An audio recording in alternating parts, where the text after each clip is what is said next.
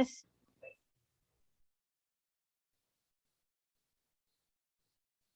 bienvenidos a todas y todos. Soy Maritza Alarcón, abogada y especialista de la Subunidad de Asistencia Económica del Programa Nacional Aurora. En esta oportunidad voy a compartirle generalidades sobre el tema de feminicidio, tentativa de feminicidio y de los procedimientos de la asistencia económica y reembolso excepcional por gastos de sepelio. También dentro de esta temática voy a compartirles a grandes rasgos el tema de la estrategia Te Acompañamos, que justamente nace también de esta problemática de feminicidio y tentativa de feminicidio. Bien, entonces continuamos. Vamos a empezar hablando de lo que son los antecedentes del feminicidio. Antes del año 2011, nosotros en nuestro Código Penal todavía no teníamos este tipo penal de feminicidio, ¿no? Recién a partir del año 2011, a través del artículo 107 del Código Penal, donde está estipulado el parricidio, recién ahí hubo luces de lo que es el tipo penal de feminicidio, ¿no? Entonces, cuando el feminicidio es incorporado en nuestro Código Penal, pues es incorporado dentro del artículo 107, donde está tipificado el parricidio. Entonces, como vemos, no aparece de una forma autónoma, ¿no? Sino como una variante de este tipo penal de parricidio. Entonces, aquí, ¿cómo se catalogaba el feminicidio dentro de este artículo 107? Se decía que si la víctima del delito descrito es o ha sido la cónyuge o la conviviente del autor, o estuvo ligada a él por una relación análoga, el delito tendrá el nombre de feminicidio. Esto es el origen justamente de este tipo penal. Ya en el año 2013 se incorpora en el Código Penal el artículo 108b, a través del cual se incorpora también el feminicidio como un tipo penal ya autónomo, ¿no? Ya no está dentro del parricidio, sino que tiene su propio artículo. Dentro de este artículo 108b se esboza una pequeña definición de lo que es feminicidio, y así este artículo nos dice que en el feminicidio se configura cuando el que mata a una mujer por su condición de tal. Además, este artículo nos precisa los contextos y agravantes, los contextos dentro de los cuales puede suceder o puede darse este tipo penal, ¿no? Sabemos que el más frecuente es la violencia familiar o dentro del grupo, dentro de los integrantes del grupo familiar. Además, nos contempla las agravantes. El artículo 108b, a partir de su vigencia, ha tenido modificaciones respecto a lo que son las agravantes de este tipo penal. Estas modificaciones básicamente se dieron por el Decreto Supremo 1323 y posteriormente con el Decreto Supremo 1386, que nos incorpora nuevas agravantes dentro de este tipo penal. Ahora vamos a pasar a lo que es el feminicidio en grado de tentativa. La tentativa, de acuerdo a nuestro Código Penal, bueno, está regulado de manera general dentro del artículo 16, ¿no? Y nos dice que en la tentativa el agente comienza la ejecución de un delito que decidió cometer sin consumarlo. El juez reprimirá la tentativa disminuyendo prudencialmente la pena. En ese sentido, también podemos citar a un penalista, un autor penalista, Salinas Sicha, que nos señala que existe tentativa cuando el agente comienza la ejecución de un delito que decidió cometer sin consumarlo. Entonces vemos que en lo que es el feminicidio en grado de tentativa no se consuma el hecho, ¿no? No se consuma la muerte de la mujer, sino que ésta queda malherida o queda con lesiones leves o queda con lesiones graves, y en muchos casos también puede quedar ilesa, ¿no? Sin embargo, existió la intención de matar, de acabar con la vida de esta mujer. Circunstancias especiales que debemos tener en cuenta tanto en feminicidio como también en tentativa de feminicidio o feminicidio en grado de tentativa. En ambos tipos penales debemos conocer que el agresor siempre va a ser un hombre o un varón, la víctima siempre va a ser una mujer. Deben concurrir circunstancias especiales en su comisión, como es la violencia ejercida en un contexto de violencia de género. ¿Esto qué implica? que debe existir una situación de subordinación, debe existir sometimiento de la mujer por el varón basada en una relación desigual de poder y también la existencia de una discriminación. Todas estas circunstancias se deberán integrar en el tipo objetivo del delito. Criterios para determinar la tentativa. Es importante conocer qué criterios debemos tener en cuenta para saber identificar si estamos frente a un hecho de feminicidio en grado de tentativa. Entonces, entre esos criterios tenemos la vulnerabilidad de la zona atacada del cuerpo de la víctima, ¿no? Si es una zona que contiene, donde están ubicados los órganos vitales, definitivamente que es una zona vulnerable, por lo tanto, eso nos indica, ya hay un indicio, un indicador que podemos estar frente a una situación de tentativa de feminicidio. Otro criterio a considerar es la presencia de acciones de violencia previa, ¿no? Hay muchos casos de violencia que datan pues de años y donde tenemos muchas denuncias por el tema de violencia. Tenemos también el tipo de motivación para el ataque y razonamiento del agresor. Otro criterio, dolo o intención de matar. La eficacia del arma o el procedimiento del ataque. En estos casos, el arma tiene que ser un arma contundente, un arma con la cual se pueda quitar la vida a una mujer. Entonces, en términos generales, estos son los criterios para determinar la tentativa de feminicidio, los cuales también ustedes pueden ubicarlo dentro del protocolo interinstitucional de acción frente al feminicidio, tentativa de feminicidio y violencia de pareja de alto riesgo, que les invito a poder revisar. Aquí esbozamos una diferencia entre tentativa de feminicidio y las lesiones. Es muy común a veces confundir estos dos tipos penales, ¿no? Entonces, a efectos de poder diferenciar el uno del otro, tenemos aquí algunas diferencias. Primero tenemos que en el caso de tentativa, el autor tiene la intención de acabar con la vida de la mujer, ¿no? Entonces, en cambio, en lesiones tenemos que existe la intención, pero de afectar la integridad de la víctima, pero no de matarla. Entonces, esa es una diferenciación sustancial. Segundo, realización de una sucesión de actos encaminados a lograr este resultado, pero este no se produce por causas ajenas de su voluntad. Exacto, en lo que es tentativa, por causas ajenas a la voluntad del autor o del que quiere matar a esta mujer, simplemente no consigue la finalidad, ¿no? Que es matarla. En cambio, en lesiones tenemos que el objetivo es dañar la salud o la integridad corporal del que la sufre.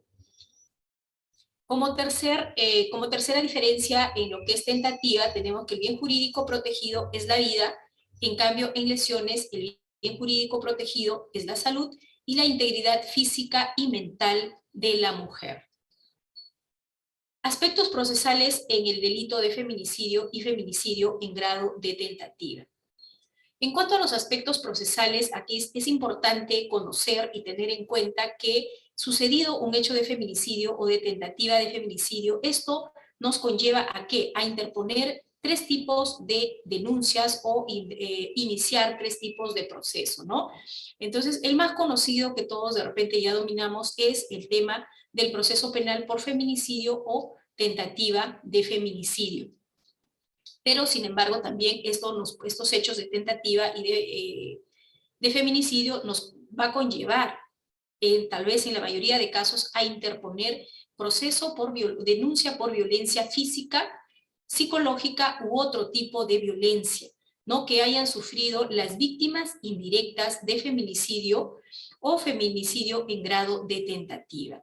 Lo que es tentativa y lo que es feminicidio no solamente sufren estos hechos de violencia la víctima directa, sino que también con ellos vienen las víctimas indirectas, que por lo general son los hijos, ¿no? Hijos, más adelante vamos a ver que tenemos 4 tipos de víctimas indirectas, pero básicamente en la mayoría de casos, en un mayor porcentaje, las víctimas indirectas vienen a ser las niñas, niños, adolescentes, hijas, hijos de estas víctimas directas, ¿no? Y en su mayoría son menores de edad, aunque también hay mayores de edad, que se consideran víctimas indirectas siempre y cuando realicen estudios superiores o técnicos, ¿no? De manera satisfactoria. Más adelante vamos a ver eso. Y como un tercer proceso a iniciar tenemos el proceso por desprotección, que esto se inicia comunicando de una presunta desprotección o riesgo de desprotección familiar de las víctimas indirectas de tentativa de feminicidio, así como de feminicidio. Donde hay una unidad de protección especial, se comunica a estas unidades para que inicien este proceso por desprotección o riesgo de desprotección en el marco del decreto legislativo 1297. De no haber UPE, se comunica esta situación de desprotección o riesgo de desprotección al juzgado de familia, juzgado mixto, o los que puedan hacer sus veces, ¿no? En muchos casos también se puede comunicar esta situación a las fiscalías de familia para que puedan proceder en el marco de su ley orgánica. En cuanto a los sujetos del delito, tanto en lo que es feminicidio como en tentativa, tenemos que el sujeto pasivo es la mujer, ¿no? Y el sujeto activo es el hombre o el varón. De la investigación policial, tenemos cuando se interpone la denuncia por feminicidio o por tentativa de feminicidio, esta denuncia pues lo recibe la PNP, luego la PNP, Policía Nacional del Perú, lo comunica de manera inmediata a la Fiscalía Penal de turno, ¿no? Y la PNP se aboca a realizar aquellas diligencias inaplazables y urgentes a fin de preservar justamente lo que es los medios de prueba, ¿no? Que si hay contacto con alguien, estos pueden desaparecer. Entonces, a la vez, una vez que se recibe la denuncia por parte de la PNP además comunica de estos hechos al fiscal provincial penal o mixto, ¿no? Y pone en conocimiento la existencia de las víctimas indirectas de feminicidio.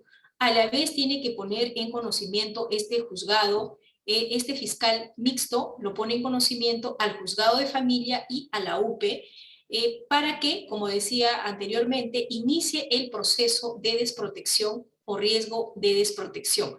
¿Por qué? Porque en una situación de feminicidio y de tentativa, mayormente los menores de edad, las víctimas indirectas menores de 18 años, quedan en esta situación, desprotección y riesgo de desprotección, porque por un lado, la madre ha fallecido en los casos de feminicidio y por otro lado, en casos de tentativa, la madre pudo haber quedado malherida, ¿no? Con unas lesiones graves que necesita un internamiento de repente en un hospital.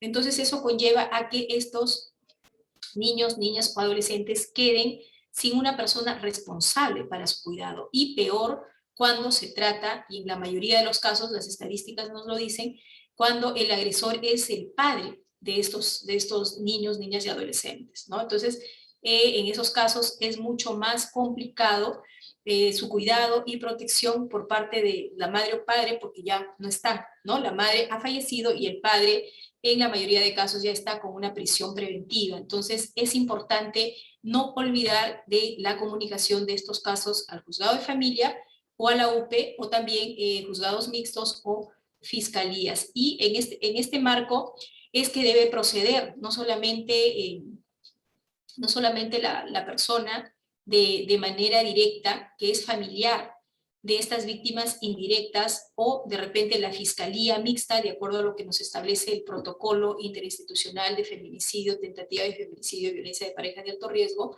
sino que también cualquier autoridad que de alguna manera tenga que ver y tenga que decidir sobre esta problemática, ¿no? De niñas, niños y adolescentes.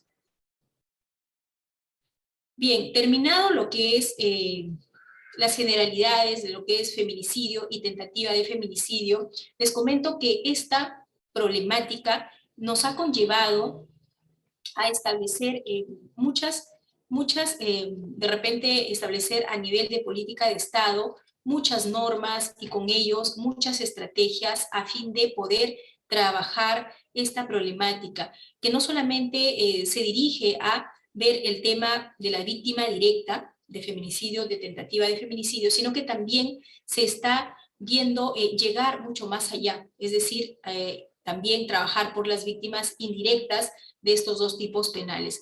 Es así que el Ministerio de la Mujer y Poblaciones Vulnerables, ¿no? Ha emitido, esto es en el año 2018, emitió la resolución ministerial 307-2018 MIN, con lo cual crea la estrategia Te Acompañamos. Esta estrategia Te Acompañamos, bueno, es un equipo de trabajo que básicamente realiza coordinaciones y articulaciones con otros sectores a efectos de brindar, a efectos de que estos servicios brinden sus servicios, va a dar la redundancia, a las víctimas indirectas de feminicidio. Entonces, acá tenemos la creación de la estrategia que acompañamos, como lo mencionaba, se da a través de la resolución 307-2018 MIN. La finalidad de esta estrategia es articular y coordinar. ¿Articular con quién? Con las diversas entidades públicas, las acciones establecidas en la actualización del protocolo, y coordinar para facilitar el acceso a los programas, atenciones y servicios que correspondan. Entonces, esto se dirige solamente a las víctimas indirectas de feminicidio. La estrategia que acompañamos, su población objetivo es justamente ello, las víctimas indirectas tanto de feminicidio como de tentativa de feminicidio. Cuando la estrategia que acompañamos, o el equipo de la estrategia que acompañamos, articula y coordina, esta articulación y coordinación lo va a realizar con el Sistema de Administración de Justicia, donde se ubican la Policía Nacional del Perú, el Ministerio Público y el Poder Judicial. A la vez, articula y coordina con el Sistema de Protección Social, donde tenemos inmersos a las instituciones como el MIN, quien conocemos que presta varios servicios, siendo el más conocido, ¿no?, y más resaltante de los centros de emergencia mujer que están a nivel nacional. También tenemos al Ministerio de Justicia y Derechos Humanos, tenemos a Minedu, tenemos al MINSA, al Ministerio de Relaciones Exteriores,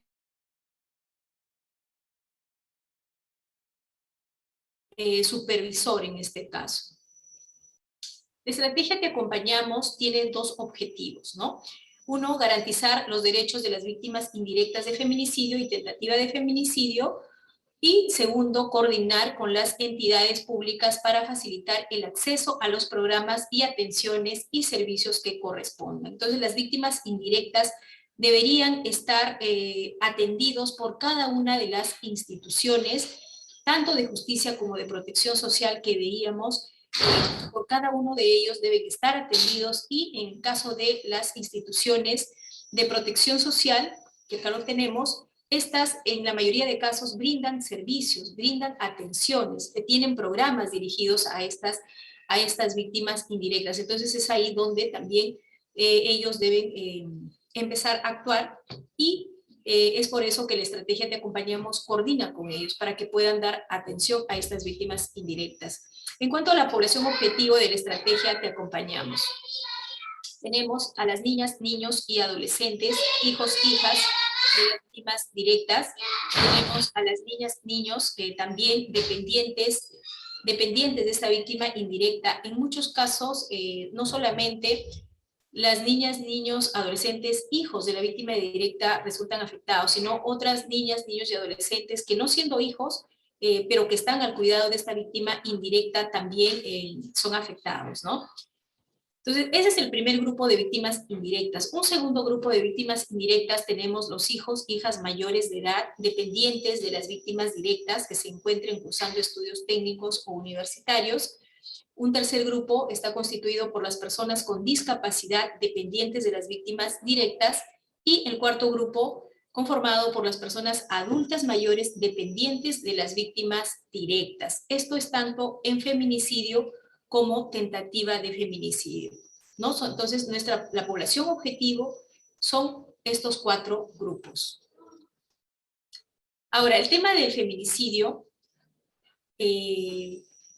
también nos ha conllevado a que desde el Estado, ¿no?, y a través del Ministerio de la Mujer y Población Vulnerable, se brinde un beneficio económico a las víctimas indirectas que se desprendan del delito de feminicidio. Aquí sí, esta asistencia económica, quiero resaltar que solamente se dirige a víctimas indirectas de feminicidio, ¿no? Aquí no están comprendidas las víctimas indirectas de tentativa de feminicidio o de feminicidio en grado de tentativa, ¿no? Esto solamente se dirige para los casos de feminicidio, víctimas indirectas de feminicidio.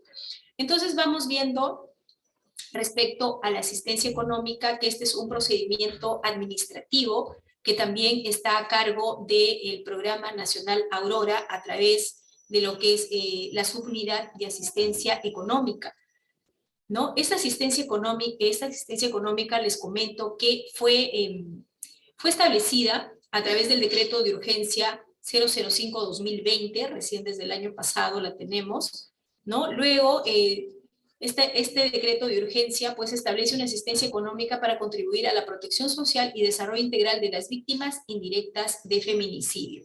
Posteriormente tenemos el reglamento de este decreto de urgencia que fue aprobado por Decreto Supremo 001. Luego tenemos la Directiva 003, ¿no? Que es la directiva que establece los lineamientos para la calificación, otorgamiento y seguimiento de la asistencia económica. Y también tenemos la Resolución Ministerial 019-2020-MIN, que es la que determina el monto individual de asistencia económica establecida en el decreto de urgencia 005. Entonces, esta es la normativa, de repente alguna de la normativa que pueden revisar para profundizar un poco más en el tema de lo que es la asistencia económica, ¿no? Dentro de este decreto supremo del 001 que aprueba el reglamento, les comento que fue modificado este año, en julio de este año, por el decreto supremo 014-2021, que también sería interesante que puedan profundizar en ello.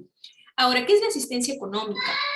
La asistencia económica, les comento que es el desembolso dinerario que el Estado peruano efectúa a favor de las víctimas indirectas del delito de feminicidio, el cual es abonado de manera bimestral a la cuenta bancaria de la persona reconocida como administradora de este beneficio.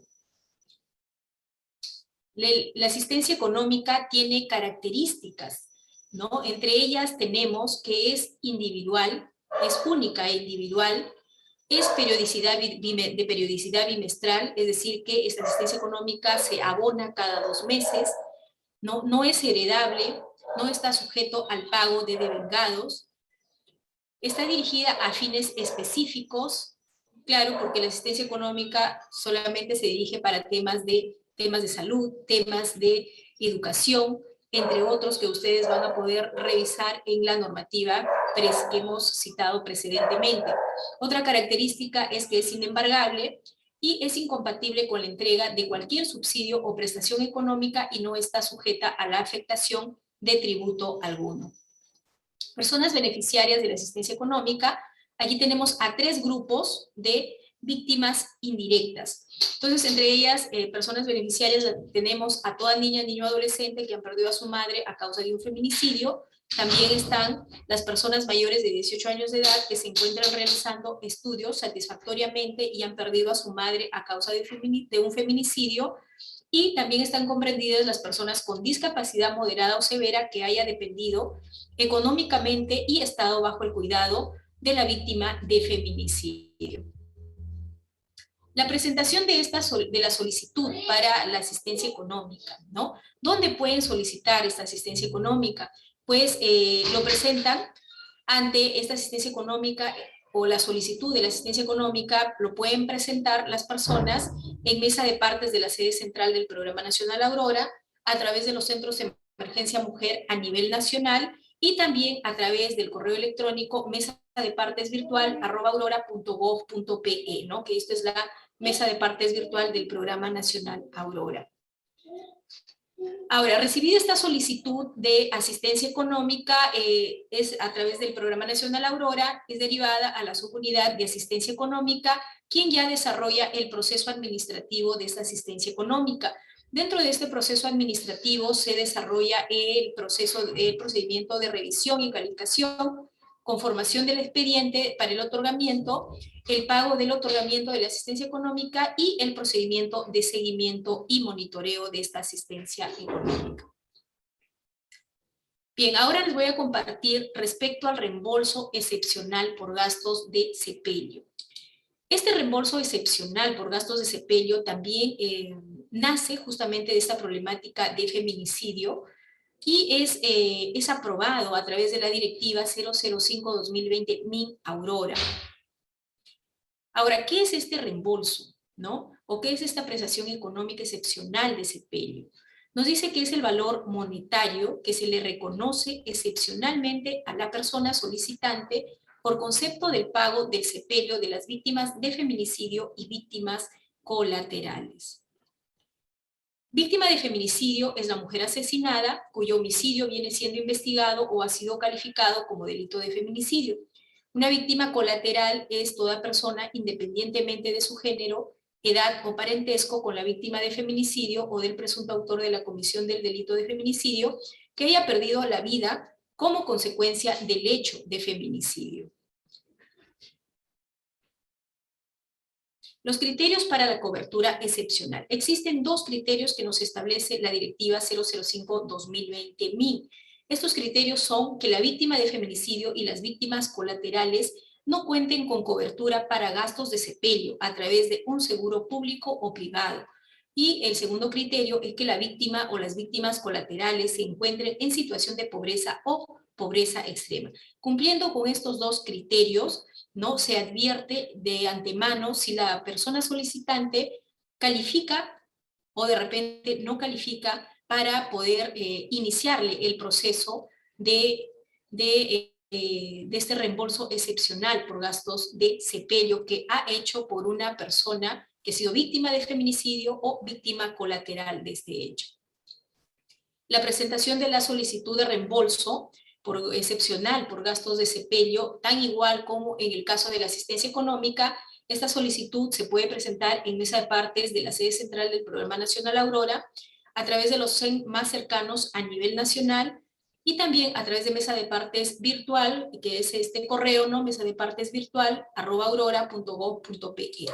Una vez que el programa Aurora recibe esta solicitud, lo traslada a la subunidad de asistencia económica para que desarrolle este procedimiento administrativo de reembolso excepcional de asistencia económica, teniendo en cuenta todos los requisitos que nos establece la Directiva 005, para que al final, si se cumplen todos estos, se pueda emitir la resolución directoral que reconoce el reembolso excepcional por gastos de sepelio a favor de la persona solicitante. Bien, esto ha sido el tema que el día de hoy les quería compartir a grandes rasgos, generalidades, para que ustedes puedan profundizar en su revisión. Muchas gracias.